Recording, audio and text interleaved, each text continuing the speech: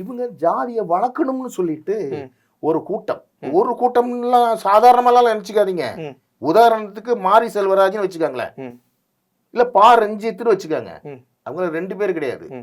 உலகம் ஃபுல்லா அவங்களுக்குன்னு ஒரு படம் இருக்கு. அவங்க படம் ரிலீஸ் ஆச்சுன்னா அந்த படத்தை பார்க்கறதுக்கு ரசிகர்களா இல்ல, ஜாதி வெறியர்களா தான் நிறைய பேர் பார்க்கறாங்க.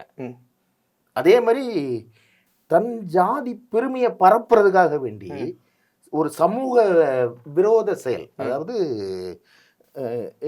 என் ஜாதி என்னை அடிச்சுட்டான், என்ன நசுக்கிட்டான், என்ன மிதிக்கிட்டான், என்ன பிதிக்கிட்டான் அப்படின்னு சொல்லி சொல்லி அடுத்தவனை தூண்டி விடுறது.